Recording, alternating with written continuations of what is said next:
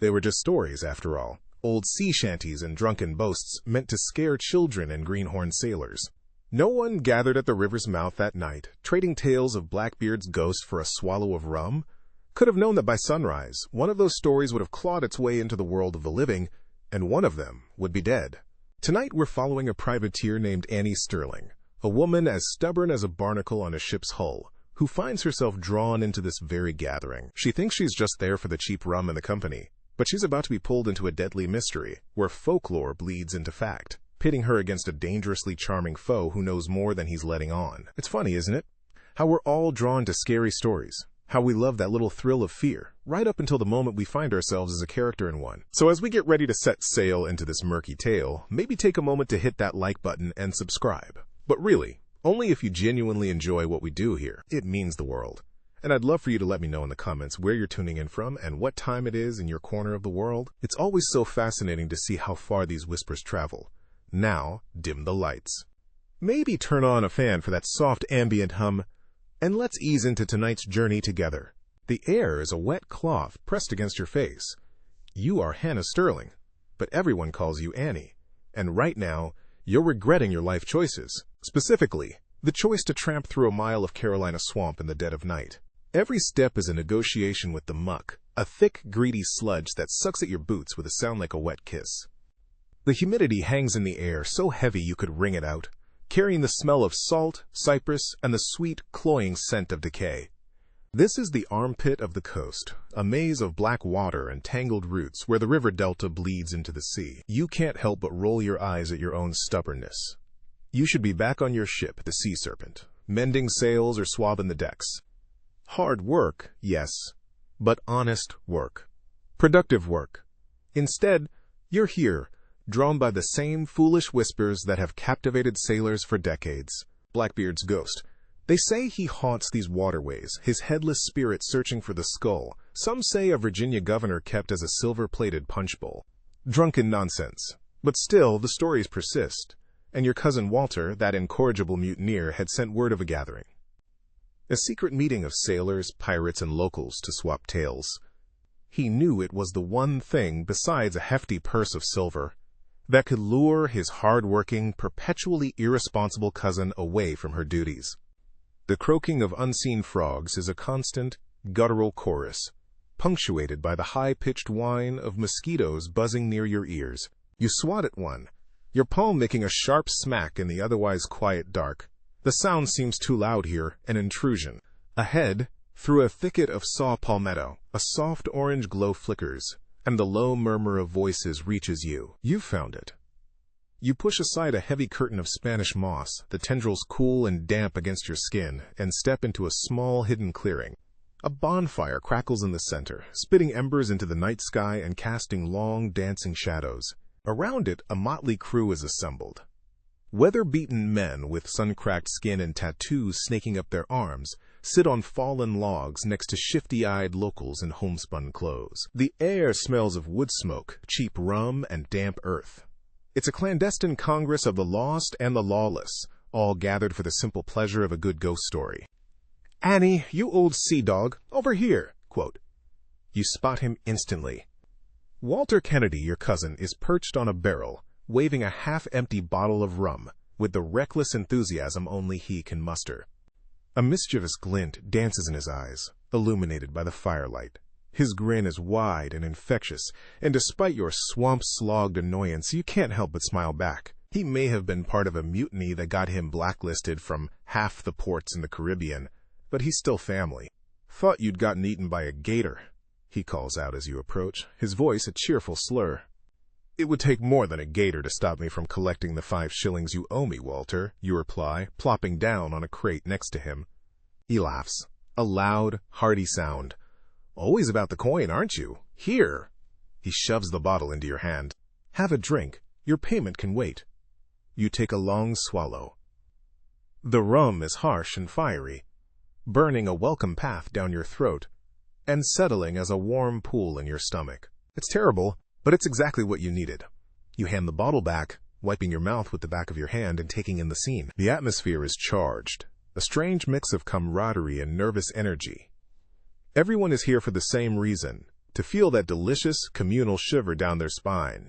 An old sailor with a face like a sea chart and one milky eye is finishing a story. "And they say," he rasps, his voice gravelly from years of salt spray and rum, "that on a moonless night you can still see the lights of his ship, the Queen Anne's Revenge, sailing just beneath the waves, crewed by the damned." Quote. A nervous silence follows, broken only by the crackle of the fire. Someone tosses another log on, and a shower of sparks ascends to join the stars. Walter leans in, his voice a conspiratorial whisper. "Heard a new one earlier. That Blackbeard didn't trust his treasure maps to paper. Said he braided the locations into his beard, a different knot and ribbon for each chest." He snorts. Imagine trying to read that after a few bottles of this. You shake your head, a small laugh escaping your lips. "That's the most ridiculous thing I've ever heard." "Is it?" A smooth, calm voice asks from across the fire. You look up. The man speaking is sitting opposite you, just beyond the main circle of light, so his features are partially cloaked in shadow.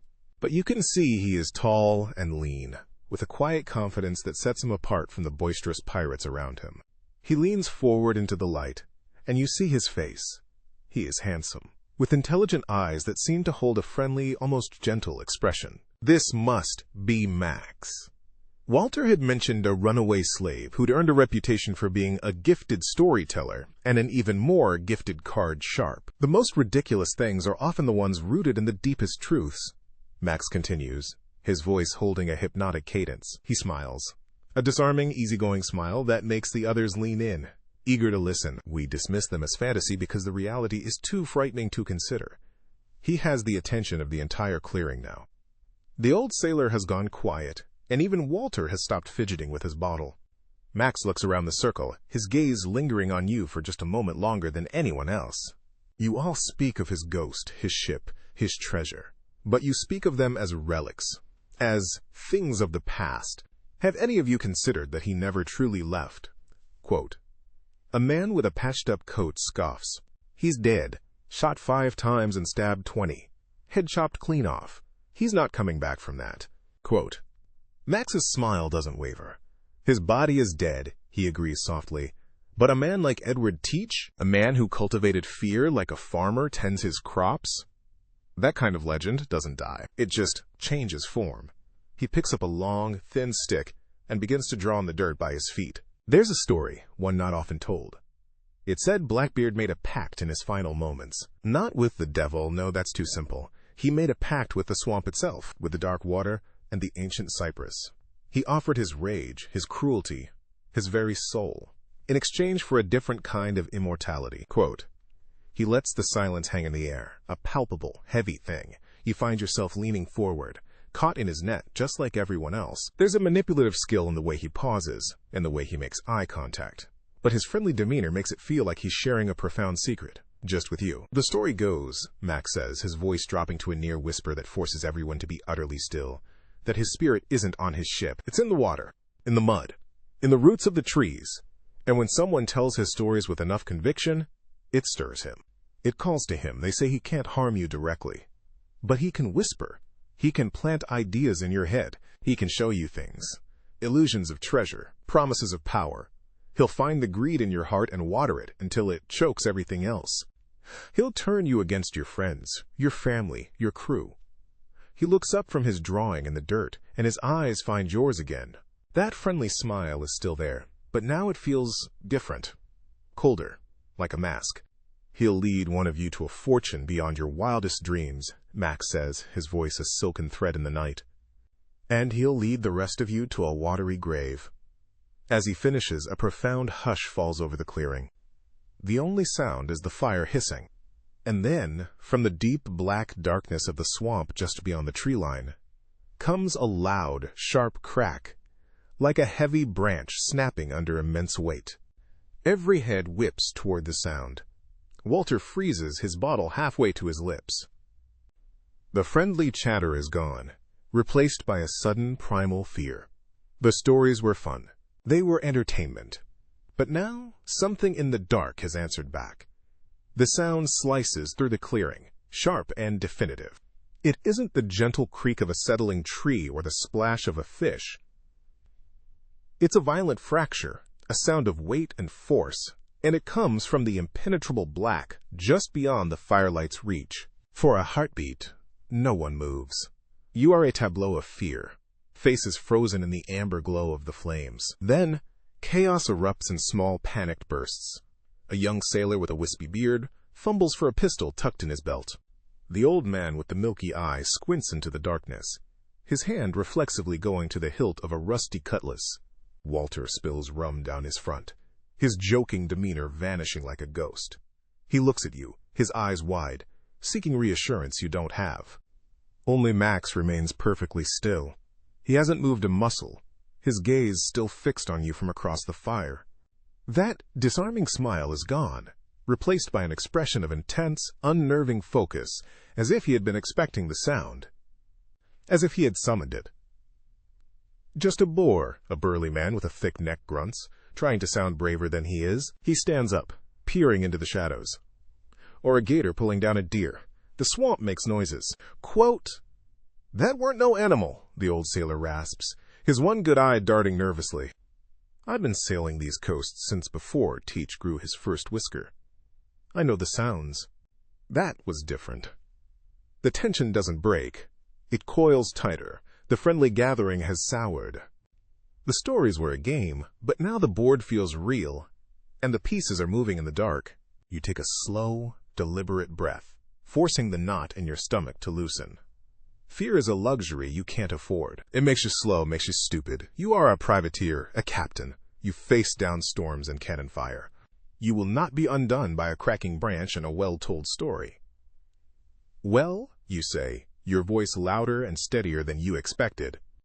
Whatever it was, it seems to have lost interest. You look directly at Max. Or perhaps your story was so compelling it brought the house down. Quote, a few nervous chuckles ripple through the group. The tension eases, just a fraction. Max tilts his head, a glimmer of that friendly smile returning, but it doesn't reach his eyes. A story's power is measured by its audience's reaction, Annie. By that measure, perhaps it was. Quote, Walter, recovering his nerve, takes a shaky swig from his bottle. Power or not, it's a thirsty business. Who's next? Surely someone has a better tale than Blackbeard making deals with mud. Quote, the old sailor, whose name you learn is Silas, scoffs and spits a stream of tobacco juice near the fire. Mud and spirits? That's newfangled nonsense. The truth of the man was black enough without adding witchcraft. He leans forward, the firelight carving deep gullies into his weathered face. You want to know about Edward Teach? Not the ghost, the man.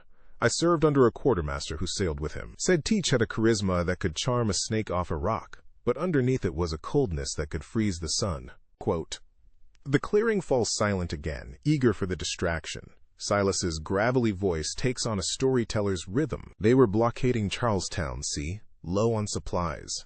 The crew was getting restless, talking mutiny. Teach hears the whispers. Does he hang the ringleaders? No, too simple.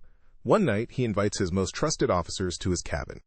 Pours the rum, tells jokes. Then, without a word, he blows out the candles, plunging the cabin into pitch black. He draws 2 pistols, crosses his arms under the table, and fires. A collective gasp goes through the listeners. You can picture it perfectly. The sudden darkness, the confusion, the deafening roar of the pistols in the enclosed space. When they get a lantern lit, Silas continues, his voice low, one man is screaming, clutching a shattered kneecap. Israel Hands, his own first mate. Teach just sits there, smoke curling from his pistols, and says, if I do not now and then kill one of you, you will forget who I am. There was no more talk of mutiny. That was Teach. Not a ghost. A monster of flesh and blood who understood that fear was a sharper tool than any cutlass. Quote, you nod slowly. That story you'd heard before. It was a tale of brutal but effective leadership, a lesson in control. It was human. Horrifying, but human. He may have been human, a woman says from the edge of the circle. She's a local, her hands stained with berry juice and dirt, her face framed by a simple bonnet. But he drew power from things that weren't. Her voice is soft, reedy, a stark contrast to Silas's growl. My grandmother told me the story she heard from her own grandfather. He was a fisherman on the Ocracoke Inlet the day Maynard's ships arrived. Quote, She spoke of Blackbeard's final battle, but her version wasn't the one they told in the official naval reports. They said his beard wasn't just for show. The lit fuses weren't just to make him look like a demon from hell. They were offerings. Smoke and fire to appease the old spirits of the air and water. He believed that as long as the smoke rose, the wind would be at his back, and the sea would fight for him. Quote. She describes how, during the battle, the wind shifted impossibly, allowing Blackbeard's ship, the Adventure, to maneuver in ways that should have run it aground. How cannonballs seemed to swerve at the last second. They said when Maynard's men finally boarded, Teach didn't bleed like a normal man at first. The cuts would close as soon as they were made. It wasn't until a Highlander on Maynard's crew, a man who knew the old ways, struck him with a blade of cold iron that the blood began to flow freely. Quote, Walter scoffs, but quietly this time. You glance around the circle. The pirates and sailors are listening to Silas's story of tactics and cruelty, nodding in understanding. But the locals, the people who live and die by the swamp's moods, are captivated by the woman's tale of dark magic and folklore. Two versions of the same man, warring for dominance in the flickering firelight. One a cunning tyrant, the other a warlock of the sea. Then Max speaks again, his calm, melodic voice cutting through the competing narratives. Both stories are true, he says, and all eyes turn back to him. He hasn't moved from his spot, still casually tracing patterns in the dirt with his stick. He was a brilliant, cruel tactician.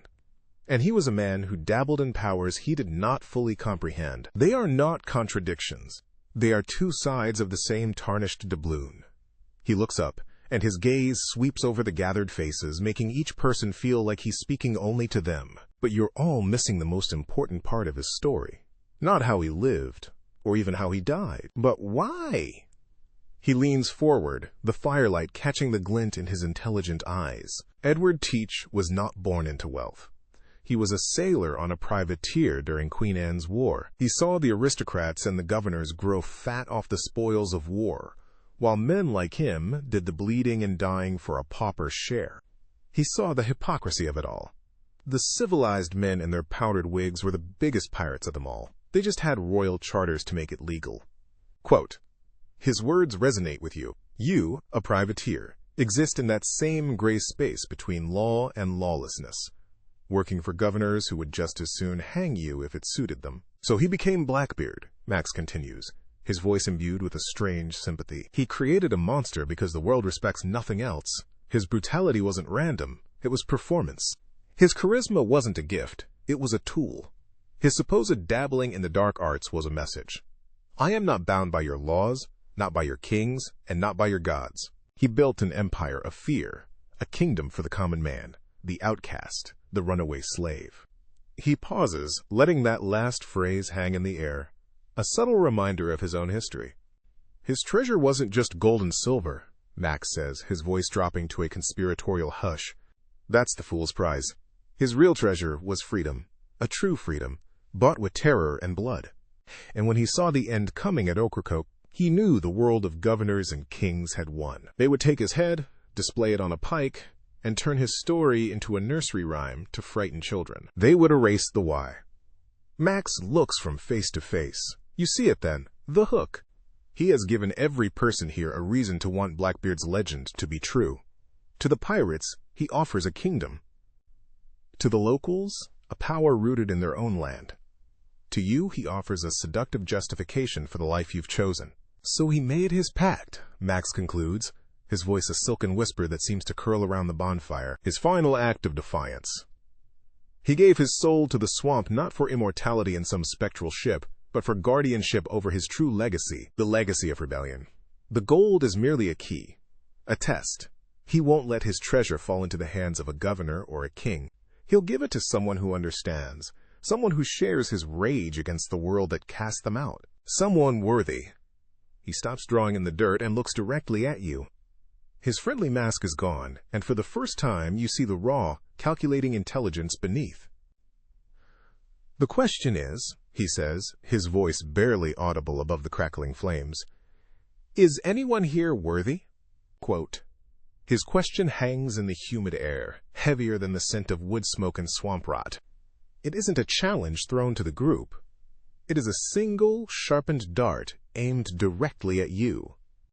You feel the weight of every eye in the clearing shift landing on you as if you are the only one who can answer. You, the privateer captain, the one with a ship and a crew, the one with the means to turn these drunken ghost stories into a real, tangible voyage. Walter nudges you, his earlier fear replaced by a feverish glint.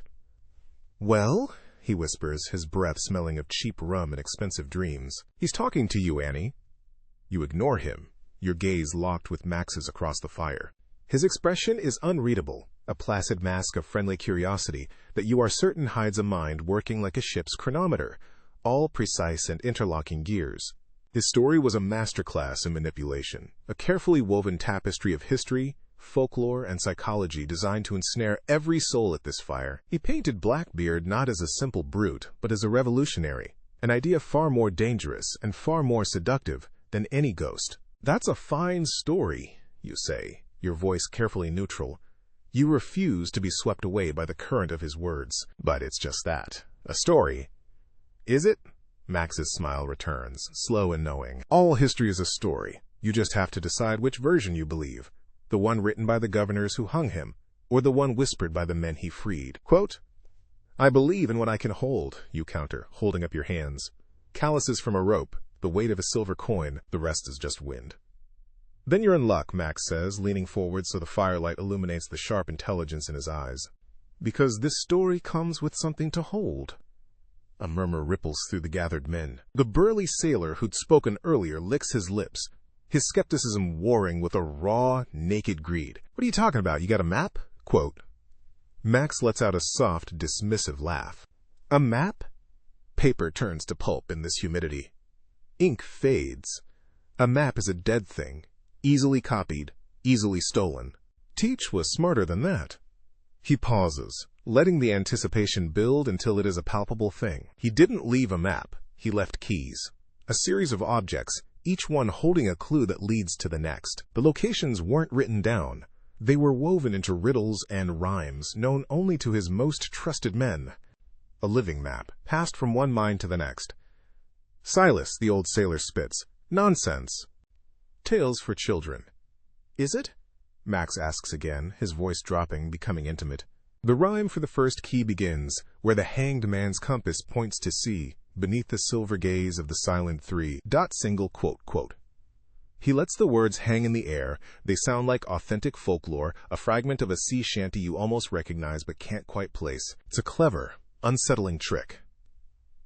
"I don't just know the rhyme," Max continues, his voice now a mesmerizing whisper that cuts through the crackle of the fire. "I know what it means. And I know where it leads. It leads to the first key, one of the silver buttons from the coat he wore in his final battle. They say Maynard's men stripped his body of valuables, but they missed one, lost in the mud of the inlet. On the back, it is said, is an engraving. Not of a location, but a celestial chart, a map of the stars on a specific night, a map that, when held up to the sky, points the way to the next clue. He has them. Even Silas is leaning forward, his one good eye wide. The story is no longer about a vengeful spirit. It's about a tangible object, a silver button, a treasure hunt. It's real. "How in the hell would you know any of this?" Walter blurts out, voicing the question on everyone's mind. You're a runaway." Max's friendly expression tightens for a fraction of a second, the only crack you've seen in his perfect facade. The firelight flickers, and for a moment his eyes look ancient, filled with a sorrow and rage that makes the hair on your arm stand up. The mask slips back into place just as quickly. "I am," he says, his voice losing none of its calm cadence. "And that is precisely why I know. The history you learn is the one of admirals and kings. The history I learned was shared in whispers, in the dark, in the sugarcane fields, and the swampy hiding places where men like me found refuge. It was a history of survival. Blackbeard's crew was made of outcasts, sailors pressed into service, disgraced pirates, men fleeing the gallows, dozens of freed and runaway slaves who he treated as equals. When the Queen Anne's Revenge was lost, and later when Teach was killed, those men scattered. Some were caught and hanged, but some melted back into the shadows they came from." Quote. He picks up his stick again, drawing a complex interlocking pattern in the dirt. "The man who raised me was the grandson of one of those men, a man named Cato, who served as one of Blackbeard's gunners. Cato escaped Ocracoke with nothing but the clothes on his back and the story in his head. A story he passed to his son, who passed it to my grandfather, who passed it to me, not for the gold, but as a promise. The promise that a man can make himself a king, and that even in death his legacy of defiance can't be extinguished. Quote, he looks up, and his gaze finds yours once more. It is a powerful, deeply personal story, and you know he has tailored it for this moment. He has positioned himself not as a mere treasure hunter, but as the rightful heir to Blackbeard's revolutionary legacy. He's offering you a chance to be a part of that, to be more than just a privateer scrambling for contracts. But this legacy is guarded, Max says, his tone shifting, becoming a warning. The pact Blackbeard made was real. The swamp protects its own. It knows the greed in a man's heart. It can smell it. It will test you. It will offer you shortcuts that lead to black water and quicksand. It will show you shimmering lights that are nothing but foxfire over a shallow grave. It will whisper your own greed back to you until it's the only voice you can hear. He gestures with his stick toward the oppressive darkness surrounding the clearing. The swamp will give the worthy a path. It will give the greedy a tomb. That crack we heard earlier, that wasn't a bore. That was a warning. A question. The swamp wants to know who is approaching. Quote, a deep, primal chill runs down your spine, colder than any winter wind on the Atlantic. He has seamlessly blended the practical hunt for a clue with a terrifying supernatural threat. One silver button, untold riches, and a sentient, malevolent swamp standing as guardian. It's insane. It's a fool's errand. And yet, you look at the faces around the fire. The greed is plain on them, a hungry, desperate light. They would follow him. They would tear each other apart for a chance at that button. But they don't have a ship. They don't have the discipline or the resources. You do. Max knows this. He's been playing you from the moment he opened his mouth. He isn't talking to them anymore. He's talking only to you. I have the knowledge, he says, his voice low and direct, passed down through generations of men who dreamed of freedom. You, Annie Sterling, have the Sea Serpent. A fast ship. A good crew, I've heard. Together we are not just a group of desperate men. We are a force. We could be worthy. Walter is practically vibrating with excitement beside you. Annie, we have to. A button. We can find a damned button. Think of the fortune. Quote, think of the risk, Walter, you say, your voice tight. You are the captain. You are responsible for the lives on your ship. You can't bet their futures on a ghost story told by a man who is a stranger. A charming, manipulative, and incredibly dangerous stranger. Every great prize carries a great risk, Max says softly, as if reading your thoughts. That's the first rule of your trade, isn't it? Quote, he stands up in a single, fluid motion. He is taller than you realized, his lean frame casting a long, dancing shadow that stretches across the clearing. The firelight catches the sharp lines of his face, and the friendly storyteller is gone completely, replaced by a charismatic leader, an antagonist offering the one thing you can't resist, a purpose greater than yourself. He takes a step toward the edge of the clearing, toward the oppressive wall of darkness. The first rhyme speaks of the Silent Three. On the coast, about 2 miles north of here, stand the crooked skeletons of 3 cypress trees, struck by lightning a generation ago. They stand on a small spit of land that is only accessible at low tide. When the tide turns, the path disappears. Quote, he turns back, his silhouette framed against the bonfire. The tide turns in 2 hours, Annie Sterling. The choice is yours. We can claim Blackbeard's legacy, or we can let it sink back into the mud for another 100 years. He smiles, that unnerving, beautiful smile. Is the Sea Serpent a ship of scavengers, or a ship of kings? Quote, the words hang there, a challenge and an indictment. A ship of scavengers, or a ship of kings? The fire pops, spitting an ember onto your boot. You don't flinch. Around you the air is thick with the swamp and something else. Possibility. It's a poison, and Max is the one who has uncorked the bottle. You see the fever in the eyes of the other men. The way they look, from Max to you, their minds already spending gold they don't have. They are a powder keg, and Max has just laid down the fuse. A king's ship doesn't sail on ghost stories, you say, your voice cutting through the avaricious murmurs. You stand, brushing the dirt from your trousers. You feel the weight of your own authority settle back onto your shoulders, and it doesn't take orders from a stranger in a swamp. Walter looks at you, his face a mask of panicked disbelief. Annie, for God's sake. You hold up a hand, silencing him. Your eyes stay locked on Max. I'm the captain of the Sea Serpent.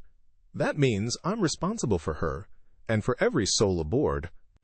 I don't chase fool's fire into a bog on the word of a man I just met. You take a step toward him, closing the distance. The heat from the fire warms one side of your face. But, you add, your voice dropping, I'm also not a fool who ignores a promising lead. Quote, a slow, genuine smile spreads across Max's face. He gives a slight, almost imperceptible nod. He knew your stubborn pride wouldn't let you back down from the challenge, but it also wouldn't let you seem like his pawn.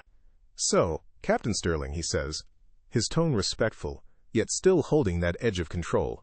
What are your terms? Quote, my terms are simple, you state, your voice ringing with command. We go now, just the three of us. You jerk your head toward Walter, who looks relieved. My cousin can carry his own weight most of the time. You lead. I navigate. My ship, my final say. No tricks, no secret whispers. Everything is brought to the table. And my crew gets their share.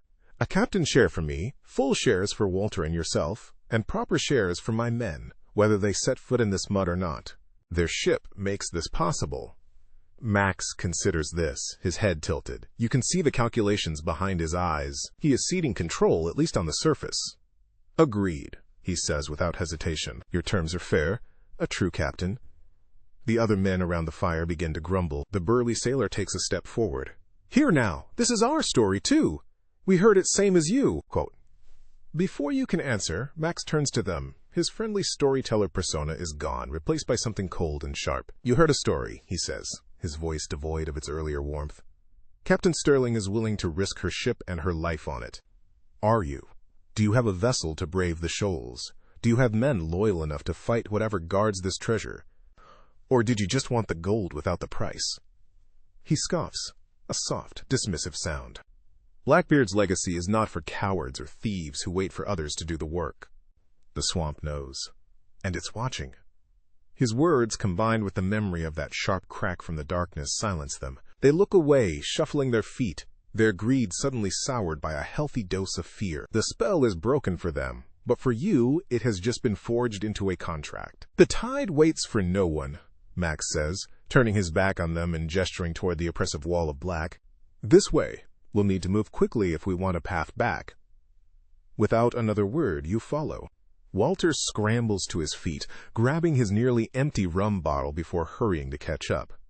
The bonfire shrinks behind you, the voices fading until the only sounds are the squelch of your boots in the muck and the ever-present chorus of the swamp. The journey is a disorienting plunge into a different world. Max moves with a silent, eerie grace, his feet seeming to find solid ground, where you see only grasping mud. He is a part of this place, his senses tuned to its rhythms in a way you, a creature of open water and wind, can never be. He points out sinkholes shimmering with deceptive wet leaves, and warns of nests of water moccasins coiled on low-hanging branches you would have missed. The first riddle, he says, his voice a low murmur in the dark. He doesn't look back, trusting you are right behind him. Where the hanged man's compass points to sea. A compass points north, Walter huffs, swatting at a cloud of mosquitoes swarming his face. Not to the sea. It's a riddle, you fool, not a naval chart, you mutter, your eyes scanning the canopy above. The moonlight filters down in thin, silvery shafts, illuminating curtains of Spanish moss that drip from the cypress limbs. They sway in the faint breeze, looking like long, skeletal fingers or the beards of forgotten old men. Hanged man. You think of the noose, the gallows, and then you see it. The moss. It hangs, yes, but not uniformly. The prevailing winds from the ocean, the salt in the air, cause it to grow thicker on the landward side of the branches. It's a subtle thing, a piece of natural lore you'd heard once from an old fisherman but never had cause to use. The moss itself, the hanging moss, is the compass. It points away from the sea. The moss, you say aloud. It grows away from the saltwater winds. It points inland. So the hanged man's compass pointing to sea means we need to travel in the opposite direction of its thickest growth. Quote, Max glances back over his shoulder, and in the faint moonlight, you see a flash of approval in his eyes. Very good, Captain. Cato, my ancestor, called it the gray man's beard. he said Teach learned its secrets from the local tribes. It will guide us to the waterway. You follow this strange, natural compass, your mind racing. You are placing your trust, your life, in a man who speaks of his ancestor and a pirate king, as if they were in the next room. His stories are so seamless, so compelling, they feel more real than the solid ground beneath your boots. That's what makes him so dangerous. He isn't just telling you a story. He's making you a character in it. After another 20 minutes of struggling through thick undergrowth and brackish pools, the ground gives way to a wide, slow-moving river, its surface like black glass reflecting the scattered stars. Tucked into a cove of sawgrass is a small, shallow draft skiff, with 2 oars, exactly where Max said it would be. "Walter, you bail if we need it. I'll take an oar." "Max, you're navigating," you command, already sliding the skiff into the water. The 3 of you climb in, the small boat rocking precariously. Walter settles in the middle, looking deeply uncomfortable. You and Max take up the oars, falling into a steady, rhythmic pull that propels you out into the main channel. The air is cooler here, on the water, but it feels heavier, charged with unseen life. The river is a living entity, its current a slow, powerful muscle. Every dip of your oar into the inky water feels like a trespass. You remember Max's words. His spirit isn't on his ship, it's in the water, in the mud. The silence is profound, broken only by the splash and pull of the oars and Walter's nervous breathing. Then, off to your right, 2 points of greenish-yellow light break the surface of the water, no more than 20 feet away. They stare, unblinking, before sinking back beneath the blackness without a ripple. "Gator," Walter whispers, his voice trembling. "It knows we're here?" Max says, his voice calm, almost conversational. "It's watching, deciding." "Deciding what?" Walter asks. "If we're worthy," Max replies, never breaking the rhythm of his stroke, "or if we're just meat." You grip your oar tighter, your knuckles white. This is the psychological challenge he warned of. He's using the natural dangers of the swamp to reinforce his supernatural narrative. The gator isn't just a predator. It's a test from Blackbeard's ghost. It's brilliant, and it's terrifying. Your heart hammers against your ribs, but you force your arms to keep moving, matching Max's pace. You will not show fear. You are the captain. You row on, deeper into the maze of waterways. Max guides you with quiet confidence, pointing out channels and sandbars with a flick of his chin. "Left here." The current is faster. Stay to the center, the banks are soft. He knows this place like you know the deck of your own ship. After what feels like an eternity, the smell of the air changes. The humid, earthy scent of the swamp is sharpened by a briny, salt tang. You can hear a low, rhythmic shushing sound ahead. The sea. "We're close," Max says. The silver gaze of the silent 3. Single quote. You look up. The moon, nearly full, is high in the sky, casting a brilliant silvery path across the water. The silver gaze. And ahead, rising from the dark line of the coast, you see them. 3 stark, skeletal shapes silhouetted against the star-dusted sky. The cypress trees. They are taller than you imagined, their dead branches twisted into tortured shapes by a century of storms. They look like sentinels guarding a forgotten tomb. Max guides the skiff toward a narrow channel leading to a spit of sand at the base of the trees. The sound of the surf grows louder, a constant, powerful roar. The tide is low, just as he said, exposing a crescent of wet, packed sand. In another hour, this entire beach will be underwater. You ground the skiff with a soft scrape and jump out, your boots sinking into the cool, wet sand. Walter clambers out after you, looking relieved to be on solid ground, however temporary. Max pulls the boat further ashore. The 3 of you stand there for a moment, dwarfed by the immense, dead trees. They creak in the sea wind, a sound like old bones groaning. This is the place from the rhyme. The reality of it hits you with the force of a physical blow. A story whispered around a fire has led you here, to this specific, desolate spot. Max wasn't just spinning a tale. At least part of it, the most unbelievable part, is true. "All right, Max," you say, turning to him.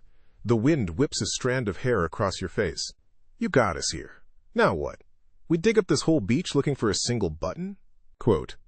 He shakes his head, a thin smile on his lips. Teach was a pirate, but he was also a sailor. He valued efficiency. He wouldn't rely on brute force and blind luck. He points up at the center tree, the largest of the 3. About 20 feet up, One thick, lightning-scarred limb juts out horizontally, pointing directly out over the water. The hanged man's compass led us here.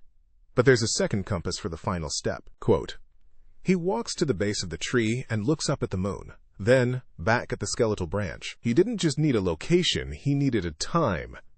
Beneath the silver gaze, he needed the moon to be in the right place. He turns to you. Look at the shadow cast by that branch, Captain. You follow his gaze. In the brilliant, ethereal light of the moon, the thick branch casts a long, sharp, black shadow across the wet sand. It's a perfect, dark line, a finger pointing from the base of the tree toward the churning surf. The shadow is the map marker, you breathe, the elegant simplicity of it stunning you. It is, Max agrees. The treasure isn't buried randomly. It's marked, but only for a few hours, on a few nights, when the tide is low and the moon is in just the right place in the sky. He walks to the end of the shadow, his boots leaving dark prints in the moonlit sand. He stops and turns to you, a look of triumph on his face.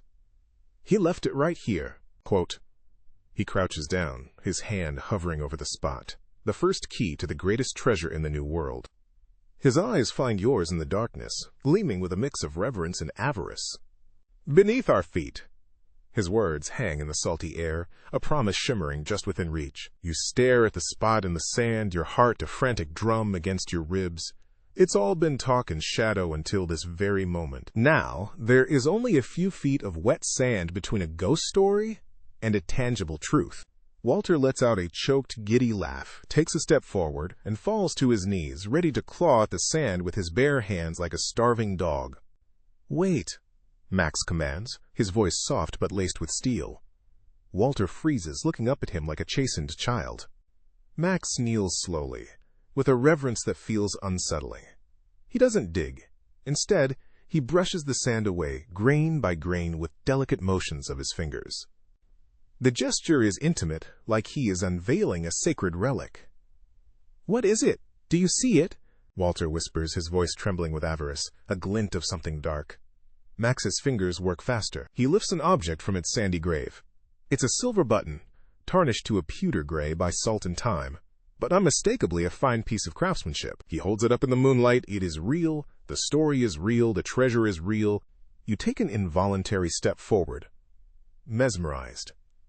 1,000 possibilities ignite in your mind. The end of scrambling for privateering contracts. A life of freedom. A ship that is truly your own, not one perpetually in debt. Walter is speechless, his eyes wide and fixed on the button in Max's palm. In that shared moment of stunned silence, of pure, unadulterated triumph, the world shifts. The movement is a blur, faster than a striking snake. Max drops the button into his pocket and pivots on his knee. He doesn't rise. He lunges not at you, but at Walter. The moonlight catches a flicker of polished steel in his hand. A long, thin blade. A filleting knife by the look of it. Something for precise, cruel work. Walter cries out, a sharp sound of surprise more than pain, as Max drives the point of the knife not into his gut, but deep into the meat of his thigh, pinning him to the sand. Annie! Walter screams, his face contorting in agony. You react on pure instinct, your hand flying to the hilt of the cutlass at your side. But you're too late. Max is already on his feet, the empty rum bottle from Walter's belt now in his hand. He swings it in a vicious arc, not at your head, but at your sword hand. The bottle connects with your wrist with a sickening crunch of glass and bone. Pain, white-hot and absolute, explodes up your arm. Your fingers go numb, and your cutlass clatters uselessly to the sand. You stumble back, clutching your shattered wrist, your mind reeling, unable to reconcile the friendly storyteller with the vicious, efficient predator standing before you. He hasn't killed you. He hasn't killed Walter. This was targeted. This was planned. A ship of kings, Captain Sterling? Max says, his voice a silken, mocking purr. He watches you, his eyes cold and devoid of any of their previous warmth. The friendly mask is not just gone. It has been burned away, leaving behind the true face of the monster. Kings don't have partners. They have subjects. They have tools. He nudges your fallen cutlass with the toe of his boot, then kicks it into the surf where the dark water swallows it. The stories were all true, he says, pacing slowly between you and your whimpering cousin. Blackbeard's rage, the pact with the swamp, the treasure, even the story of Cato, my ancestor. He stops and turns to you, his expression one of profound disappointment. But you heard the wrong lesson. The legacy wasn't defiance, it was control. Absolute control. Cato didn't escape Ocracoke with a promise. He escaped with a grudge. A burning hatred for the captains and the kings who used him. A hatred he passed down. I'm not here to share a legacy. I'm here to claim what my blood is owed. Quote, the pieces slam into place in your mind. The carefully crafted narrative. The expertly woven web of history and folklore. He didn't just need a ride. He needed you. Why? You managed to rasp, cradling your wrist. The pain is a living thing, breathing fire through your veins. Why us? Why the sea serpent? Quote, because you were perfect, he says, with the detached admiration of a craftsman assessing his materials. Stubborn, a little greedy, smart enough to be useful, but desperate enough to believe in a ghost story. I watched you for a week in port. I know your ship is mortgaged to a governor who would see you hang for a misplaced customs form. You were hungry. And hungry people are easy to lead. He gestures back toward the dark river. But I don't know these main channels. I don't know the shoals and the sandbars past the inlet. I know the deep swamp, the secret places. But the next key isn't in the mud. The celestial chart on that button, he pats his pocket, it points to a place you can only get to by sea. I needed a captain and a ship to get me there. And now I have them. Quote, he looks down at Walter, who is trying to pull the knife from his leg, his face pale with shock and pain. Don't, Max advises calmly. It's wedged against the bone. You pull it out, you'll bleed to death in minutes. As long as it stays in, you'll live. In agony, of course, but you'll live. He's taken your ship, your crew, and now your family, all without firing a shot. He's bound Walter to this beach, and you to Walter. The rising tide, once a simple timer, is now a weapon pointed at your cousin's head. Rage, pure and undiluted, burns through the fog of pain. It eclipses the throbbing in your wrist and the terror in your heart. You are Hannah Sterling. You face down krakens of the deep and storms that could tear God's own sails. You will not be this man's tool. With a guttural yell, you lunge, not at him, but at the largest of the 3 cypress trees. Your good hand finds purchase on a gnarled root. Using the trunk for leverage, you kick out with all your strength, sending a spray of wet sand and shells directly at his face. He flinches, raising an arm to shield his eyes, the opening you needed. You don't run for Walter. You can't. You run for the one thing you might be able to use, the environment itself. You scramble away from the open beach, toward the tangled mess of cypress roots at the edge of the water, a place where his speed and grace will be hampered. A poor choice, Captain, he snarls, spitting sand from his mouth. He comes after you, moving with that same eerie confidence, but the terrain is more treacherous here. The sand gives way to thick, slick mud, and a labyrinth of knotted roots as thick as your arm. You leap from one to the next, your sea legs giving you a clumsy but effective balance. The pain in your wrist is a screaming agony, but you ignore it. You glance back. He's gaining on you, navigating the roots with a predator's certainty. You need to change the game.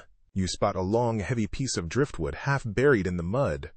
With your good hand, you wrench it free. It's waterlogged and heavy, less a weapon and more a battering ram. He closes the distance, his knife held low and ready. He feints left, and you swing the heavy log. Not at him, but at the tangle of roots he's standing on. The wood connects with a wet, splintering thud. The root, already rotten, gives way. Max cries out in surprise as his leg plunges into the cold, black mud up to his knee. He's stuck. Only for a moment, but it's the moment you need. You don't press the attack. You turn and run, plunging back onto the beach. Walter! You scream, skidding to a halt beside him. Leave me, Annie! Get to the skiff! He gasps, his face slick with sweat. Not without you, you grunt, grabbing him under the arms. You try to pull him, but the knife holds him fast. You look at the rising tide. The surf is already licking at his boots. In 30 minutes, he'll be submerged. You hear a furious roar from the tree line. Max has freed himself from the mud. Time is gone. You make a decision. It's a terrible, desperate gamble. Walter, listen to me. When I pull, you twist. It's gonna hurt. Understand? He nods, his eyes squeezed shut. Now! You haul backwards with every ounce of your strength. Walter screams, a raw animal sound that tears through the night as he twists his body. The knife rips free from the sand, tearing a gruesome path through muscle and flesh. Blood instantly soaks his trousers, a dark stain spreading in the moonlight. He sags against you, nearly unconscious. You can't carry him. You drag him, his boots carving 2 deep furrows in the wet sand. The skiff is 20 yards away. An impossible distance. Max emerges from the shadows of the trees, his face a mask of cold fury, his clothes smeared with black mud. He's not running, he's walking, stalking you, certain of his victory. You are only delaying the inevitable, Captain. You can't escape the swamp, quote. His words echo his earlier story. The swamp protects its own. Now you see the true meaning. It protects him. You reach the skiff, your lungs burning, your wrist a symphony of agony. You heave Walter over the side, where he collapses in a heap on the bottom boards. You shove the small boat into the churning surf. The water is up to your knees, cold and strong, trying to pull you under. You clamber in, grabbing an oar with your good hand. You push off the bottom, trying to get past the breakers. A wave crashes over the side, drenching you and threatening to swamp the tiny boat. You jam the oar into the sand and push again, desperate. Max is at the water's edge now, watching you. He's not even trying to follow. He just stands there, a dark silhouette against the moonlit sea, and he smiles. It's the most terrifying thing you have ever seen. Because he knows you're not escaping. You are simply choosing a different cage. You finally clear the breakers and are in the channel, the current grabbing you. You row with one arm, a clumsy, frantic paddling that sends you spinning in slow circles. You look back at the beach. Max is gone. He has melted back into the shadows of the cypress trees. The relief you expect doesn't come. It's replaced by a colder, deeper fear. You are in a stolen boat with a gravely wounded man. You have one good arm and no weapon, and you are being hunted in a pitch-black maze of black water by a man who knows its every secret, who sees it not as a swamp but as an ally. The game of cat and mouse has begun, and you are the mouse. The river current is a fickle ally. It pulls you away from the shore, but its sluggish, meandering pace makes the skiff feel like it's crawling through tar. Each one-armed pull of the oar is a battle. Your right wrist is a ball of white-hot fire, and the clumsy strokes send the small boat turning in lazy, frustrating circles. Behind you, the beach and its 3 skeletal cypress trees are swallowed by the darkness. Max is gone, but his presence feels imprinted on the night, a chilling weight on the back of your neck. You glance down. Walter lies in a heap in the bilge, a dark, spreading stain soaking his breeches and the bottom of the boat. His breath is shallow, his face a pale, waxy mask in the moonlight. The knife wound is high on his thigh, an artery. He's bleeding out. Panic, cold and sharp, tries to seize you. You fight it down. A captain doesn't panic. A captain works the problem. Shoving the oar into the boat, you kneel beside him, your movements clumsy and agonizing. With your good hand in your teeth, you tear a long, thick strip from the hem of your own linen shirt. The fabric rips with a sound that seems deafeningly loud in the oppressive quiet. Walter, Walter, stay with me, you grunt, your voice strained. You wrap the strip of cloth high and tight above the wound, knotting it as best you can with one hand. You grab the handle of the remaining oar, slide it under the knot, and twist. Walter screams, a thin, gurgling cry, his back arching off the floorboards. You ignore it, twisting the makeshift windlass until the fabric bites deep into his flesh, and the furious flow of blood slows to a sluggish, dark ooze. It's brutal, it's temporary. But it might be enough. He slumps back into unconsciousness. You've bought him time, but you've lost precious distance. A quiet splash sounds off the port bow. Your head snaps up. Nothing. Just the endless black water and the impenetrable wall of trees. You wait, every muscle tense. Then, another splash, this one closer, off the stern. It's not a fish. The sound is too deliberate, too controlled. He's not chasing you. He's toying with you, throwing stones or pieces of wood, letting you know he is there, everywhere, moving with silent speed through the tangled banks you can't possibly navigate. He is reminding you that this is his domain. Blind flight is a death sentence. You force yourself to think. You are a sailor. You navigate. The moon is high. You find the North Star, a familiar, comforting anchor in the chaos. You remember his words, Cato's words, the gray man's beard. You scan the cypress trees lining the banks. In the moonlight, it's difficult, but you can just make out the thicker clumps of Spanish moss on the landward side of the branches. Your compass. It points you away from the sea, back toward the freshwater river that leads to your ship. It's a fragile thread of hope, but it's yours. Ignoring the taunting splashes, you begin to row again, not with panicked haste, but with a grim, calculated rhythm. You use the moss and the stars, forcing the skiff down a channel that feels right, the current seeming to quicken slightly beneath you. You are no longer just prey. You are a navigator fighting your way home. The water is your territory. He can have the mud and the roots. For a time, there is only the sound of your own ragged breathing and the rhythmic dip and pull of the oar. The splashes have stopped. A cold dread settles in your stomach. Silence is worse. Silence means he's no longer playing, he's waiting. The channel narrows. The towering cypress trees close in, their branches weaving a dense canopy overhead that blots out the moon and stars. You are plunged into absolute, disorienting blackness. The air grows thick and still. You can only navigate by the feel of the current, a faint pressure against the hull. The skiff scrapes against something. A root. You push off it. The channel ahead is a black throat, and you are rowing directly into it. Every instinct screams at you to turn back, but the memory of Max's smile propels you forward. There is no turning back. Then you see it, a faint, silvery line of moonlight ahead, cutting across the darkness. You've broken through the canopy.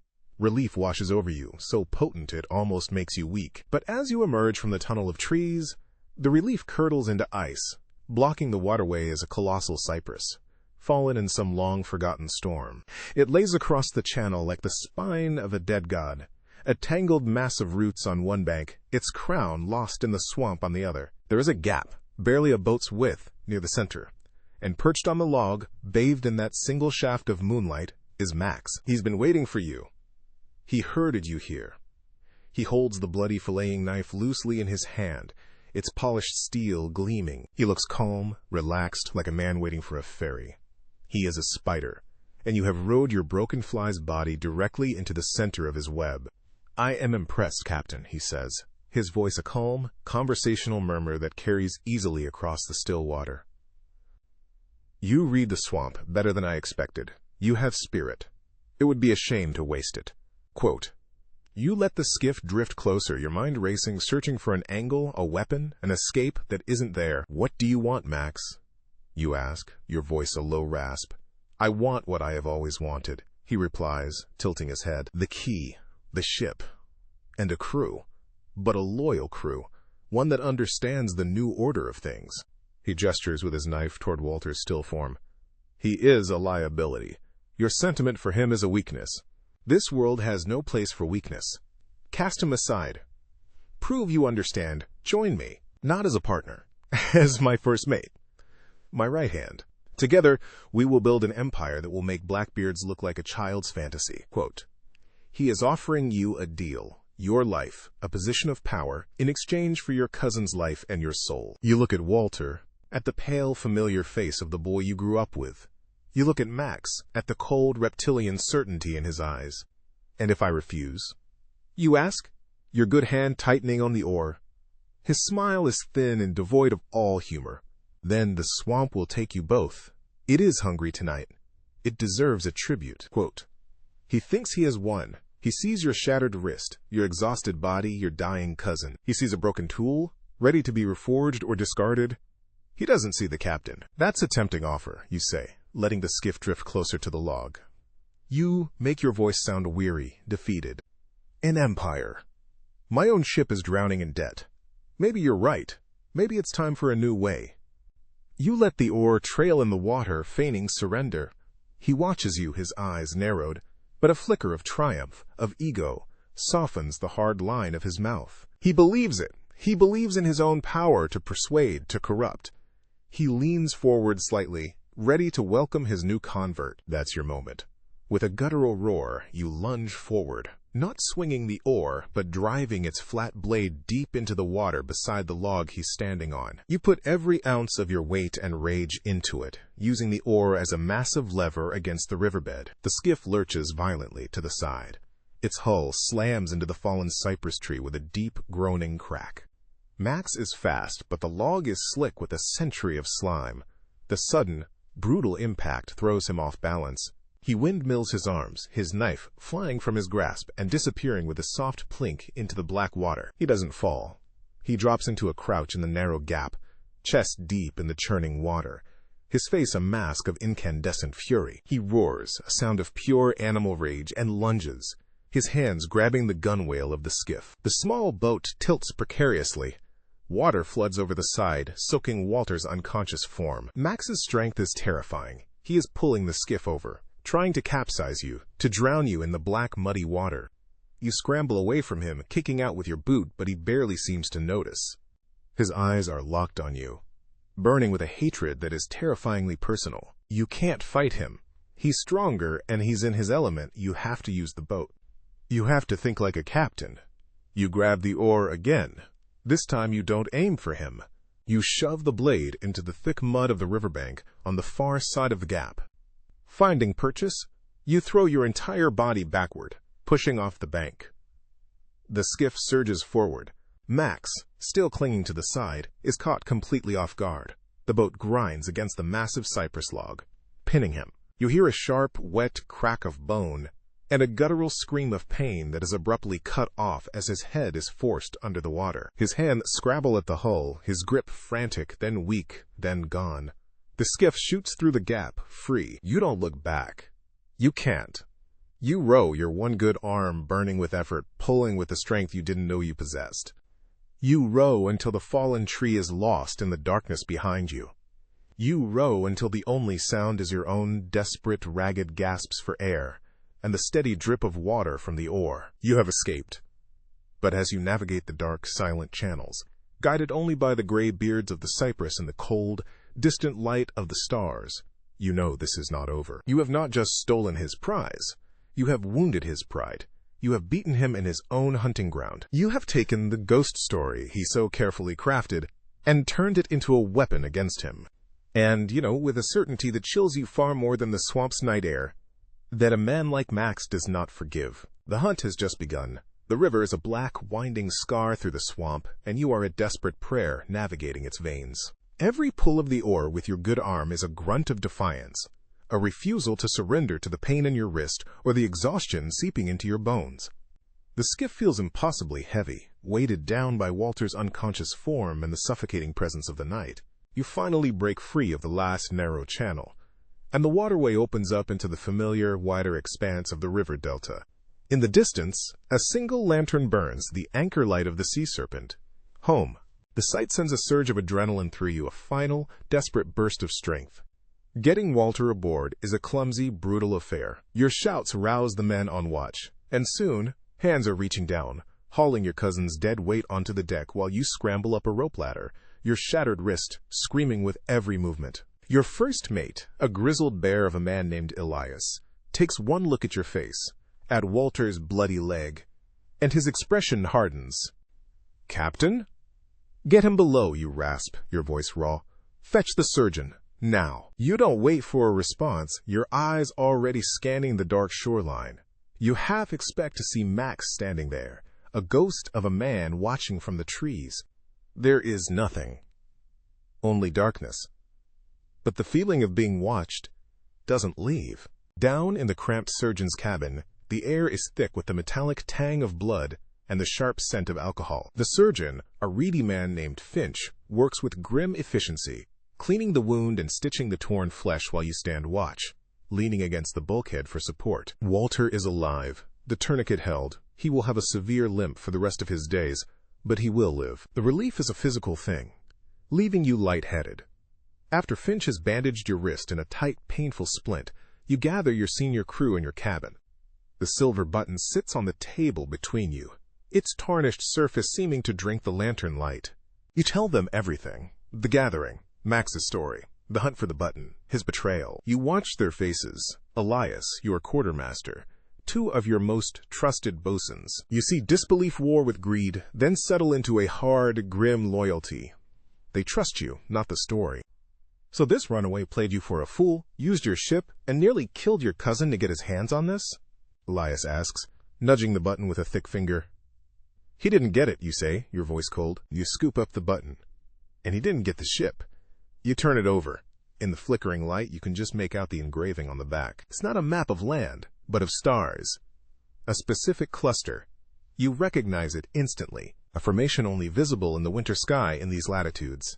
It's a heading, a celestial path leading southeast, toward the treacherous shoals and storm-racked islands they call the Devil's Teeth. Set a course, you command, your voice ringing with an authority you don't feel. We sail on the morning tide. The sea serpent cuts through the waves, leaving the murky delta behind for the clean, sharp blue of the open sea. But the feeling of the swamp, of its oppressive, watching silence, clings to you like a shroud. The first day is tense but quiet. The second day, the strangeness begins. The wind, blowing steady from the northwest, starts to carry whispers. At first, you dismiss it as the rigging groaning, the sea sounds playing tricks on a tired mind. But then you hear it clearly, a low, raspy voice, coiling on the edge of hearing, singing a line from a sea shanty. The devil himself will bleed you dry. You see your crewmen glance at each other, their faces pale, pretending not to hear what everyone hears. That night, a fog rolls in. It's not a normal sea fog, which drifts and settles in banks. This fog rises from the water as if the sea itself is exhaling, a thick, sulphurous mist that smells of wet ash and old decay. It swallows the ship whole, muffling sound and cutting visibility down to a few feet. The world shrinks to your deck, a single island of damp wood in an endless gray void. The air grows unnaturally cold. The whispers are louder now, coming from all directions at once, a chorus of ghostly laments. You stand at the ship's rail, your good hand gripping the cold, damp wood, your bandaged wrist a dull, throbbing ache. You stare into the impenetrable wall of gray, your heart hammering a slow, heavy rhythm against your ribs. This is not natural. This is what Max warned you about. The pact. The guardianship. You are being tested. He sees the greed in your heart. The voice is right behind you. You spin around, your hand reflexively reaching for the cutlass that isn't there. Standing by the mainmast, wreathed in the coiling tendrils of the fog, is a figure. Tall, broad, his form indistinct, shifting like smoke. But you know who it is. The shape of the wide-brimmed hat, the breadth of the shoulders, the sheer, terrifying presence of him. Blackbeard. His form solidifies. He is not the roaring demon of legend, not yet. He is a man, or the memory of one. His face is half hidden in shadow, but you can see the famous beard, unlit but thick and black as a starless night. His eyes, they are pits of sorrow, of a weariness so profound it seems to suck the very air from around him. He looks at you, not with anger, but with a deep, mournful disappointment. Another one, his voice rasps, a sound like gravel and seawater. Another scavenger, crawling from the bilge, sniffing after my gold. Do you even know what you seek? Quote, you find your voice, though it trembles. I seek what's mine. A low, humorless chuckle escapes his spectral lips. Nothing is yours, not the ship you sail, not the air you breathe. It is all borrowed. I sought freedom, a kingdom built for the dispossessed, a place where a man was not judged by his birth, but by the fire in his soul. I built it with terror and blood, yes. But it was for them, for the outcasts, the runaways, the forgotten. His ghostly gaze drifts over your ship, over your nervous crew peeking from the forecastle. And they all betrayed me.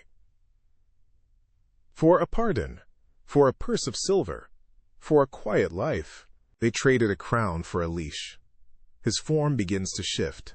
A faint, acrid smell of smoke fills the air. The sadness in his eyes begins to burn, replaced by a flickering hellish light. And now you come. You, with your captain's coat and your mortgaged ship. You speak of what is yours, but you mean the gold. Only the gold. You are no different from Maynard, who took my head for a governor's bounty. You are no different from the one with a serpent's tongue who sent you here. Max, you breathe, the name cold on your lips. He calls himself that now, the spirit snarls, and now his voice is deeper, angrier. The ends of his spectral beard begin to smolder, not with flame, but with an eerie, cold light, like foxfire. Wisps of black smoke curl from his shoulders. The sorrowful king is gone, replaced by the demon. He carries the blood of a traitor, but the rage of a king. He understands power, do you? He takes a step toward you, and the deck planks groan under his phantom weight. What will you do with my legacy, little captain? Buy yourself a pardon? A plantation? Become the very thing I despised? I can show you. The fog around you thickens, writhes, and takes on shape. The deck of the sea serpent melts away. You are standing in a grand ballroom. Crystal chandeliers glitter overhead, and you are dressed in a fine silk gown, your hand resting on the arm of a portly governor. Your name is being toasted, you have a title, you are respected, you are safe, and you are a prisoner in a golden cage. The vision is so real you can smell the perfume in the wine. Feel the tightness of a corset around your ribs. This is the peace my gold can buy, Blackbeard's voice booms around you. Comfort, acceptance, a leash of silk. The ballroom shatters like glass. Now you stand on a pristine beach, the sun warm on your skin. The sea serpent is anchored in a turquoise bay. Piles of gold and jewels glitter on a blanket at your feet. More wealth than you could spend in 10 lifetimes. But you are alone. Walter is gone. Your crew is gone. There is only the gold, silent and cold. Or this, the spirit whispers. A fortune to enjoy in solitude. The coward's prize. Quote, the vision dissolves, and you are back on the fog-shrouded deck, the phantom's burning eyes fixed on you. He is showing you the temptations. He is testing you, searching for the greed Max insisted was in your heart. I don't want a pardon, you say, your voice low but steady. You force yourself to meet his gaze. And I don't want to be alone. Then what? He roars, and now the smoke is thick around him, his shape immense and terrifying. What do you want, Hannah Sterling? You take a breath. The cold, sulphurous air burning your lungs. What do you want? The question cuts through the fear, through the confusion. Max offered you a partnership. Blackbeard offers you a choice of prisons. They are both wrong. I want my ship, you declare, and the conviction in your own voice surprises you. Not a new one. This one. The sea serpent. I want her free and clear, beholden to no governor, no king, and no ghost. I want a future for my cousin, and for my crew. A future we choose. That's the treasure I'm hunting. The gold is just the key. For a long moment, the burning demon simply stares at you. The air crackles with immense, ancient power.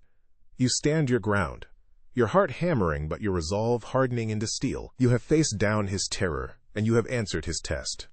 Slowly, impossibly, the burning light in his eyes softens. The smoke recedes, coiling back into the fog. The immense, terrifying form shrinks, becoming once more the weary, translucent figure of a defeated man. He looks at you, and for the first time, you see a flicker of something that might be approval. Or perhaps, just surprise.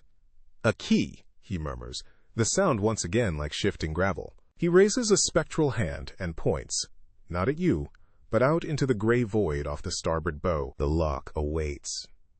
You turn to where he points. As you do, the thick, unnatural fog begins to thin. It doesn't roll away. It dissolves, evaporating into the air as if it were never there. The cold recedes, replaced by the familiar damp chill of the sea, and in the clearing mist, silhouetted against the rising sun, is an island. A jagged spire of black rock that juts from the sea like a broken tooth, surrounded by a maelstrom of churning white water, the devil's teeth. The destination from the star chart. You whip your head back toward the mainmast. He is gone. The deck is empty. The whispers are silent. The only lingering trace of his presence is the faint, fading scent of wood smoke in the sea. You are left alone on the deck of your ship, the rising sun warming your face, staring at the prize and the danger it represents, your heart echoing with the ghost of a pirate king's final cryptic word. The lock awaits. The sun climbs higher, burning away the last phantom vestiges of the fog. The air is clean and sharp, and the sea before you is a brilliant, unforgiving blue. Your ship, the Sea Serpent, feels solid beneath your feet, a familiar and reassuring presence. But the world has changed. The stories are no longer stories. The ghost of Edward Teach has spoken to you, judged you, and pointed the way. The island looms, a black fang of rock ripping at the sky, the sea around its base a constant, violent explosion of white foam. The Devil's Teeth. It is well named. Reefs, Captain, Elias says, his voice a low rumble beside you. He squints at the churning water. Everywhere. Like a mouthful of broken glass. We take the ship in any closer, she'll be torn to splinters. Quote, we won't, you say, your eyes fixed on the island. Drop anchor here, lower the longboat. I'm going in. Alone? Elias's bushy eyebrows shoot up. After all that's happened? Captain, that's necessary, you finish for him. You turn to face him, your gaze hard. The ghost spoke to me. The test was for me. Whatever that lock is, it's for me to open. Besides, you add, a grim smile touching your lips, if things go wrong, I only want one life at risk. You look past him to the crew, who are watching with a mixture of fear and awe. You will keep a weather eye on the horizon. Max is out there. He has the same map I do. If you see so much as a strange sail, you raise anchor and you get clear. That is a direct order. The sea serpent is to be protected above all else. Quote, Elias chews on this, his jaw working. He knows better than to argue with that tone in your voice. He nods, his expression grim. Aye, Captain, we'll be ready. The journey in the longboat is a battle. You take the tiller, your splinted wrist a constant throbbing reminder of Max's betrayal. 2 of your strongest men are at the oars, their knuckles white as they fight the chaotic currents. The roar of the surf against the rocks is deafening, a constant, thunderous percussion. Waves, unpredictable and violent, slam against the hull, threatening to swamp you, to dash you against the razor-sharp rocks that lurk just beneath the churning surface. You are a sailor. This is your element. You read the water, seeing the subtle patterns in the chaos, the brief, fleeting channels that appear and disappear between the breakers. You shout commands over the roar, guiding the oarsmen through the maelstrom, with a skill born of a lifetime at sea. You find it on the leeward side of the island, a narrow, protected cove, barely wider than the longboat itself, hidden behind a towering pillar of rock. The water here is unnervingly calm, a pool of black glass reflecting the sheer cliffs that surround it. It feels like the eye of a hurricane, a place of profound and unnatural stillness. Wait here, you command the 2 sailors, jumping from the boat into the knee-deep water. The shore is not sand, but a beach of smooth, black stones that clatter under your boots. You are enclosed on 3 sides by towering, sheer cliffs of black volcanic rock. There is no path up, no visible cave, nothing. Just the echoing sound of the sea beyond your sheltered cove, and the feeling of immense, ancient stone pressing in on you. You walk the small perimeter, your good hand trailing along the cold, damp rock face. The ghost's words echo in your mind. The lock awaits. He wasn't speaking in riddles. He was being literal. You're looking for a lock. But what kind? You find no carvings, no hidden levers, no unnatural seams in the stone. You stare out at the mouth of the cove, at the violent rhythm of the sea. The tide is rising.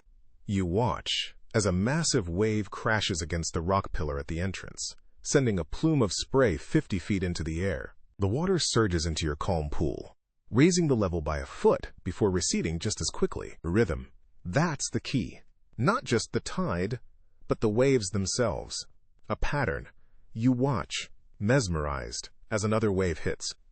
The water in the cove surges. As it draws back, you see it. For a fraction of a second, as the water level drops below its normal state, a dark opening is exposed at the base of the cliff. A hole, perfectly round, like a drowned man's mouth. An undersea cave entrance. A blowhole. It is a lock that only the sea itself can open, and only for a fleeting moment between breaths. There is no time to think, only to act. You take a deep, burning breath, filling your lungs until they ache. As the next wave recedes, sucking the water from the cove, you plunge headfirst into the cold, black water and kick toward the fleeting darkness. You pull yourself through the opening just as the sea rushes back in, a roaring, deafening torrent that propels you through a smooth, narrow tunnel. You are tossed and tumbled in the churning blackness, your lungs screaming for air. Then, just as your vision begins to dim, you are spat out into still water, and your head breaks the surface into breathable air. You gasp, coughing up seawater, your heart hammering. You are in a cavern.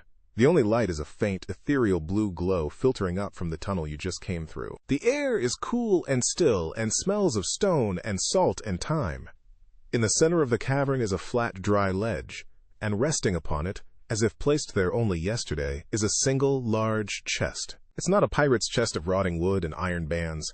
This is a masterpiece, forged from bronze, green with age, and sealed with such precision that you know not a drop of water could have penetrated it in a century. There is no visible lock, no keyhole, only a single, shallow, circular impression in the center of the lid. You pull yourself onto the ledge, water streaming from your clothes, your body trembling with cold and adrenaline. You approach the chest with a reverence you didn't know you possessed. This is it, the final destination. You reach into the oilskin pouch at your belt and pull out the silver button. It feels warm in your palm. With a hand that trembles slightly, you place the button into the impression on the chest. It fits perfectly. There is a soft, satisfying click, and with a low groan of ancient, pressurized air, the heavy lid rises an inch. You hesitate. Every story, every risk, every drop of blood spilled has led to this moment. You expect gold. Mountains of it. Doubloons, pieces of 8, jewels from plundered Spanish galleons. Enough to buy your ship, your crew, and your cousin a life of ease. You set your jaw, and, using your good hand, you heave the heavy bronze lid open. The contents are not what you expect. There is no glittering gold. No sparkling gems. Your heart sinks for a beat. A cold wave of disappointment washing over you. The chest is filled with objects wrapped in oilcloth and sealed with wax. Carefully, you lift out the largest one. You break the wax seal and unroll the stiff cloth. Inside is not a map to a greater treasure, but a sheaf of thick, heavy parchment, covered in elegant hand-drawn script. At the top, in bold, beautiful calligraphy, are words that steal the very breath from your lungs. The Declaration of the Free Republic of the Coast. Your eyes fly across the text, your mind struggling to comprehend what you are seeing. It is a founding document, a charter for a new nation, conceived in secret, a sovereign state for the dispossessed. It speaks not of subjects and kings, but of citizens and councils. It grants every man and woman, regardless of their skin color, their past, or their station, an equal vote and an equal share. It establishes trade agreements not with Europe, but with the free maroon communities of the islands and the powerful native tribes of the coast. It outlaws slavery in all its forms. It is a dagger aimed at the heart of the Spanish, the English, and the French empires. It is a dream of a world turned upside down. You unroll the next document. It's a map, but not of any coastline you recognize. It is a detailed plan for a fortified capital, a hidden port nestled deep in the labyrinthine river deltas, a place that could be defended by a handful of ships against the greatest navies in the world. It is a blueprint for a fortress of freedom. Your hands are shaking now. You open the last smallest bundle. It contains a ledger. On its pages are not financial accounts, but signatures. Dozens of them. The crude, shaky marks of illiterate sailors next to the elegant signatures of disgraced scholars. The symbols of tribal chiefs next to the thumbprints of runaway slaves. And, near the bottom, a bold, confident signature that makes you feel a jolt of electricity. Edward Teach. And beside it, another mark. A simple X. And beneath it, the name Cato. Max's ancestor. He wasn't just a gunner, he was a founding father. This is the treasure. This is Blackbeard's legacy. The gold was a myth, a lie, a pirate's trick to send the greedy and the unworthy chasing phantoms. The real treasure was never gold. It was a revolution, waiting to be born. It is the most dangerous, the most valuable secret in the New World. In the hands of a governor, it would be destroyed, its signatories hunted down and hanged as traitors. In the hands of a man like Max, who believes in control and not freedom, it would be twisted into a new tyranny, an empire built on the ashes of a beautiful dream. The weight of what you are holding is immense, heavier than any chest of gold. It is the hope and fury of thousands of forgotten souls. It is a promise and a threat. Blackbeard's ghost didn't test you to see if you were worthy of his wealth. He tested you to see if you were worthy of his dream. You carefully rewrap the documents, your mind a whirlwind. The choice before you is stark and terrifying. You could destroy this, sail away, and forget you ever saw it. Or you could take it. Not as a scavenger, but as a guardian. a protector. What did you tell the ghost? I want my ship. I want a future for my crew. A future we choose. This is a path to that future. A future far bigger than you had ever dared to imagine. You tuck the precious bundle securely inside your shirt, against your skin. You close the empty bronze chest. Its job is done. Your job is just beginning. You look toward the faint blue light of the tunnel, back toward the world of men, of empires, and of a hunter who is coming for this secret with all the rage of his ancestors behind him. You are no longer just a privateer captain. You are the keeper of a revolution. And you understand now that the real battle wasn't getting to the treasure. It's what you're going to do with it. The heavy bronze lid closes with a soft, final thud, entombing the empty space where a revolution was born. The parchments inside your shirt feel both impossibly heavy and feverishly warm against your skin, a secret weighing on your soul. There is no time for awe, no time for fear. There is only the rhythm of the sea, the surge and retreat of the water in the tunnel, your only way out. You take a position at the edge of the ledge, watching the faint blue light pulse with the ocean's breath. It's a predator's maw, and you have to dive back into it. You don't wait for a perfect moment. You wait for the surge to peak, and as the water begins its powerful retreat, you dive. The cold is a shock, a physical blow that drives the air from your lungs. The current grabs you, pulling you into the blackness of the tunnel with violent force. This time, it feels different. It feels angry. The smooth walls seem to scrape at you, and the roaring water sounds less like the sea and more like a furious, guttural voice. It's trying to hold you, to pull you back, to reclaim the secret you've stolen. Your splinted wrist bangs against the rock, and a universe of white-hot pain explodes behind your eyes. You fight the instinct to scream, to open your mouth. You kick, you pull with your good arm, fighting against the undertow that wants to drag you down into the lightless depths. Your lungs are fire. Black spots dance in your vision. This is it, you think. This is how it ends.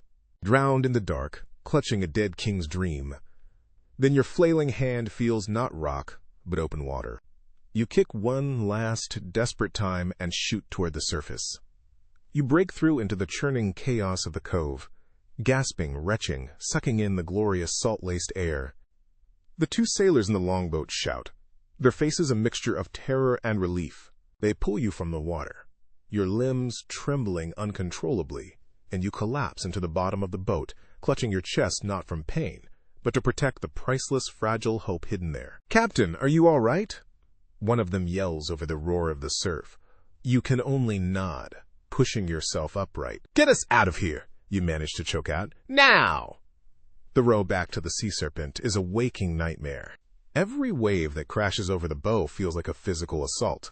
The sea itself seems to have turned against you, its currents twisting into malevolent whirlpools, its waves striking with the force of battering rams. The men row with the desperate strength of those who can feel the wrongness of this place in their very bones. You grip the tiller, your knuckles white, your eyes scanning not just the waves, but the horizon. Searching for a sail, searching for him, and then you see it. Not a ship, but a flicker of light. Far off, on the coast of the mainland he left behind, a single bonfire has been lit. A tiny orange star against the vast blackness of the swamp. It's a signal. He's there. He didn't follow you to the island. He didn't have to. He was waiting, watching, letting you do the dangerous work, knowing you had to return. The fire is a promise. I see you. I'm coming for you. The sight puts steel back into your spine. Let him watch. You guide the longboat through the last of the breakers with renewed focus, shouting commands that are instinctual, your voice cutting through the ocean's roar. You are a creature of the sea, and you will not be beaten here. The looming silhouette of the sea serpent is the most beautiful sight you have ever seen. Hands haul you aboard. Elias's face is a thundercloud of concern. "The fire, Captain." "We saw it." "I know," you say, pushing past him. "He's telling us the hunt is on." You stride to the helm, the deck solid and familiar beneath you. The world of ghosts and caves is behind you. This is your kingdom. Raise anchor, all hands to stations, we're running. The sea serpent comes alive under your command. The anchor chain rattles, sails are unfurled with practiced speed, and the ship turns, catching the wind. its bow pointing back toward the mouth of the river delta, the only way out. The journey in was a descent into a forgotten history. The journey out is a flight from a living nightmare. As you re-enter the main channel of the delta, the air changes. The clean salt tang of the sea is replaced by the thick, cloying smell of mud and decay. The water itself seems to grow sluggish, its color shifting from a dark blue-green to an opaque, soupy brown. The wind, which had been steady at your back, dies completely. Your sails slacken, and the ship loses momentum, drifting on the slow, sullen current. An unnatural silence falls, broken only by the creak of the hull. "The swamp doesn't want us to leave," a young sailor whispers from the rigging, his voice tight with fear. "He's right. This is Max's true ally. It is not a place. It is a presence. And it is trying to hold you. Oars!" You bellow, your voice cracking the terrified silence. "Get the sweeps out! We'll row our way to hell and back if we have to." Your crew, shaken but loyal, scrambles to obey. The long, heavy sweep oars are run out through the ports, and the men begin to row, their grunts and curses a defiant rhythm against the oppressive quiet. The ship begins to move again, but it's like dragging a sled through thick mud. The water seems to cling to the hull, resisting every stroke. Then the whispers start again.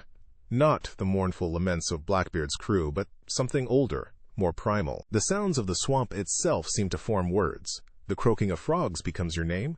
The rustle of leaves in the cypress trees whispers your darkest fears.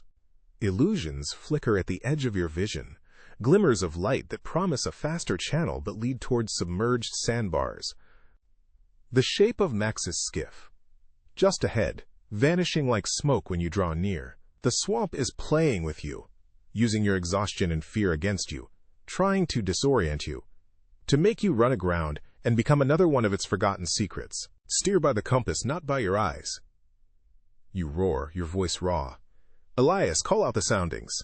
Trust the charts and nothing else." Quote, "You are fighting a war on two fronts, one against the physical world and one against the landscape of your own mind. The parchments against your chest are a constant reminder of the stakes. You are not just fighting for your life, you are fighting for the life of an idea. The hours blur into a grueling test of endurance. Your men row until their hands are raw and their backs are breaking. The swamp throws everything it has at you. A sudden, thick fog descends, forcing you to navigate by memory and the desperate calls of the leadsman. The channel itself seems to shift, the familiar banks warping into an unrecognizable maze. You feel a deep, grinding shudder as the ship's keel scrapes against a hidden mud bank. For a heart-stopping moment, you are stuck. The whispers intensify, laughing, mocking. Rage, pure and clean, cuts through your exhaustion. Full power on the starboard sweeps. "Port side! Back water!" You scream, putting all your will, all your defiance into the command. "Pull, you sons of scoundrels! Pull for your lives!" The ship groans, the timbers straining. The men roar, a single, unified sound of effort and desperation. With a great, sucking noise, the sea serpent lurches free from the mud's grasp. You are moving again. You have broken the swamp's first real attempt to trap you. As if sensing its defeat, the fog begins to thin. Up ahead, you can see the end of the delta, a wide, open mouth where the brown river water meets the blue of the sea. Freedom. It's so close you can taste the salt on the air. The swamp has one last card to play. From the tangled roots of the banks on either side of the channel, something begins to move. Not an animal. The roots themselves. Thick, black, python-like roots slither from the mud and into the water, converging on your ship. They move with an unnatural speed, lashing through the water like tentacles, their ends wrapping around the blades of your sweeps, trying to snap them, to halt your progress. One of them, thick as a man's thigh, surges up the side of the hull, its tip grasping for the rail like a hand. The crew cries out in terror. This is not folklore. This is real, a living manifestation of the swamp's will. Before anyone can panic, you act. You abandon the helm, grabbing a boarding axe from the rack. Your splintered wrist screams in protest, but you ignore it. "Cut them!" you yell, swinging the axe with your good arm. The blade bites deep into the grasping root with a wet, sickening crunch. Black, foul-smelling sap sprays across the deck. The root recoils with a hiss, thrashing in the water before sinking back into the depths. Your action breaks the spell of fear. The crew grabs axes, hatchets, and cutlasses, hacking at the unnatural appendages that are trying to cripple their ship. It is a desperate, frantic battle. For every root they sever, two more seem to rise. But you are gaining. You are inching your way toward the open sea, the promise of clean water and open sky just a few hundred yards away. You finally reach the mouth of the river. As the sea serpent's bow crosses the invisible line from brown water to blue, the attack ceases as if a switch has been thrown. The grasping roots halt, retreat, and melt back into the mud banks. The oppressive silence of the swamp is replaced by the roar of the wind and the crash of waves. The sails, limp for hours, suddenly snap taut as they catch the sea breeze. The ship leaps forward like a horse spurred, leaving the delta and its horrors in your wake. You stand on the deck, leaning on the boarding axe, gasping for breath, your body screaming with exhaustion and pain.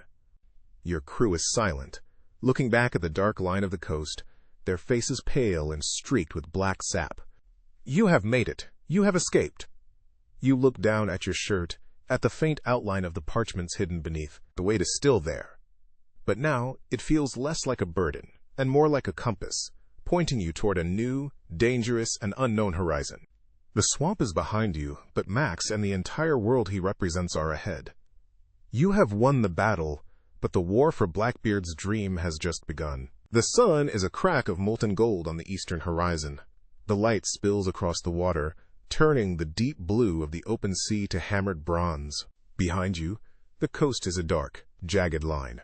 The mouth of the river, a black wound slowly healing in the dawn.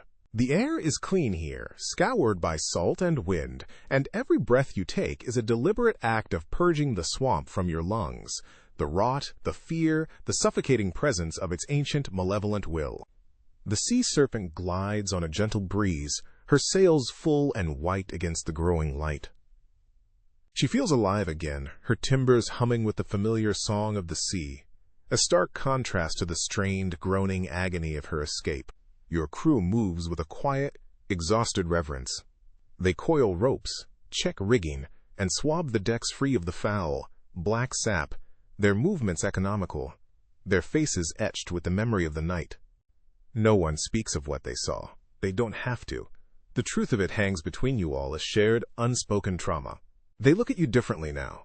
You are no longer just the captain who pays their wages. You are the one who led them through the dark and out the other side. You are the one who faced down a living nightmare and did not break. You find a quiet spot near the stern, sinking down to sit on a coil of rope, your back against the rail. The pain in your splintered wrist is a dull, rhythmic throb, a faithful companion reminding you of Max's swift, brutal betrayal. Elias approaches, his heavy footsteps a familiar comfort. He hands you a tin mug of steaming, bitter coffee without a word. "Walter?" you ask, your voice a dry rasp. "Sleeping," Elias rumbles, his gaze fixed on the receding coastline. "Finch says the fever broke an hour ago. He's a tough lad, stubborn, like his cousin. He shifts his weight. He'll have a story to tell, that one." You nod, sipping the hot coffee. It scalds your throat, but the warmth is a welcome anchor in the cold sea of your thoughts. A story to tell. You all have one now. You went into that swamp chasing a drunken tale of pirate treasure. You followed a man whose words were as smooth and deadly as a current, pulling you onto a reef. You found a key, you survived a ghost, and you fought a river that tried to swallow you whole. The risks you took were for gold, for freedom from debt, for the simple, greedy dream of a better life. But the secret you uncovered, that was something else entirely. With your good hand, you reach inside your shirt. The oilcloth-wrapped parchments are still there, stiff and dry against your skin. You pull them out, your heart thumping a slow, heavy beat against your ribs. In the clear, honest light of morning, you unroll the declaration. The elegant script is no longer just words on a page. It is a voice, the collective, defiant voice of hundreds of souls, pirates, slaves, outcasts, daring to imagine a world that did not see them as chattel or refuse. You trace the names with your finger. Teach. Cato. Their signatures are a bridge across time, a testament to a hope so fierce it was willing to trust its survival to a bronze chest and a cryptic rhyme. Blackbeard's ghost was real, but he wasn't haunting the swamp for his gold. He was guarding this, his true legacy. Not a kingdom of fear, but a republic of the free. And he judged you worthy, not because of your strength or your skill, but because when he offered you power and wealth, you chose your ship and your crew. You chose family. You chose a future you could build, not one you could buy. Max saw none of this. He inherited the rage of his ancestor Cato, but not the dream. He saw the treasure as vengeance, as a tool for control, the means to become the very thing Teach and Cato had fought against. He would have twisted this beautiful, dangerous idea into a weapon for his own tyranny. The irony is a bitter taste in your mouth, sharper than the coffee. You are changed. The swamp has left its mark on you, deeper than any scar. It's in the way you now watch the shadows, in the new understanding of how thin the veil is between the world you know and the world of whispers and legends. You feel older, as if you lived 100 years in that single night. The irresponsible girl who chased stories is gone, drowned in the black water of the inlet. In her place is a woman who holds a revolution in her hands. The sun has cleared the horizon now, a perfect, blinding disk of white gold. The sea is a dazzling expanse of light and motion. You look down at the documents, then back out at the endless water. The path of the privateer, the scavenger sailing from one contract to the next, suddenly seems small, a life lived in the margins of other men's ambitions. These parchments offer a different path, not an easier one, a far more dangerous one. A path that will make you a target for every governor, every king, every power that would see this dream strangled in its cradle. A path that will put you on a collision course with Max, who will hunt you to the ends of the earth for the legacy he believes is his by blood right. The risks are greater than you could have ever imagined, but for the first time in your life, so is the prize. You take a slow, deep breath. The morning air feels like a promise. The sounds of your ship, the gentle creak of the mast, the snap of the pennant in the breeze, the soft murmur of the waves against the hull, they all seem to blend together into a single, calming whisper. You are marked, yes, marked by the firelight of a storyteller's lie, by the chill of a phantom's judgment, by the clinging mud of a sentient swamp. But you are not broken. You are forged anew. The ache in your wrist is a reminder of the cost of trust. The scar that will forever line your cousin's leg is a testament to the price of survival. And the weight of these papers against your heart, that is the mark of your new purpose. Your journey into the heart of a legend is over. Your journey as its protector has just begun.